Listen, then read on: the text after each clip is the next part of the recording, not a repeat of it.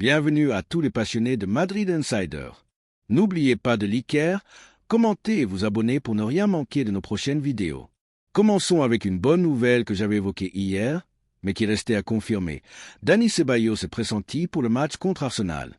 Il pourrait même faire son retour dès ce dimanche face à Alaves. Sauf surprise, Dani Ceballos sera bien de retour face à Arsenal et pourrait même être titulaire. Évidemment, tout dépendra de ses sensations et des choix de Carlo Ancelotti. Personnellement, je pense qu'il débutera. Après la défaite 3-0 à l'aller, il faut tout donner. Au final, Ceballos est l'un des meilleurs joueurs de l'effectif cette saison. S'il est à 60% de ses capacités, il doit jouer, surtout en l'absence de Camavinga. Tant qu'il n'y a pas de risque de rechute, il faut le faire jouer. S'il a quelques minutes contre Alaves, il sera sans doute titulaire contre Arsenal. Sa récupération est capitale. En revanche, comme mentionné hier, Ferland Mendy ne sera pas rétabli pour le match retour. C'est une perte importante car l'absence de Camavinga nous prive déjà d'un latéral gauche précieux. Il faudra donc compter sur Fran Garcia ou David Alaba. D'ailleurs, Alaba ne s'est pas entraîné aujourd'hui et reste incertain. Vu la situation, même s'il est disponible, je ne pense pas qu'il débutera. Fran Garcia semble être l'option la plus offensive pour le poste de latéral gauche. Revenons à Dani Ceballos. Son objectif est clair, être prêt pour Arsenal. S'il est à 60%, il devrait être titulaire, car son apport est essentiel, surtout en l'absence de Camavinga. Un milieu composé de Tchouaméni, Ceballos et Bellingham semble être la meilleure option, avec Luka Modric en renfort en seconde période. Passons maintenant à Vinicius Junior. Hier, des informations ont circulé à la radio indiquant que Vinicius serait prêt à prolonger avec le Real Madrid et à refuser l'offre astronomique de 1 milliard d'euros venue d'Arabie Saoudite. Cette offre provenait vraisemblablement d'Al Hilal, qui voulait faire de Vinicius le remplaçant de Neymar.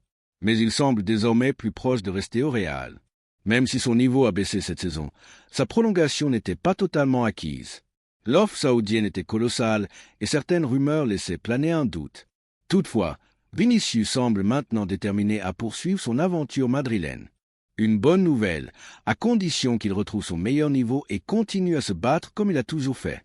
Il a le potentiel pour être le meilleur du monde, mais il doit encore le prouver.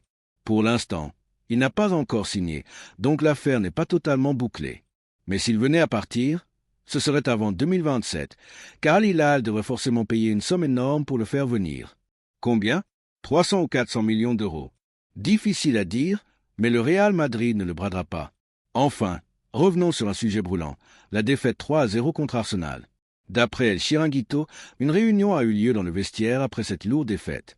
Valverde, Vinicius, Mbappé et Bellingham ont pris la parole pour essayer de mobiliser l'équipe. Ils se demandaient comment ils avaient pu encaisser 3 buts sans réaction. L'objectif du discours était clair, marquer dans les 15 premières minutes pour espérer renverser la situation.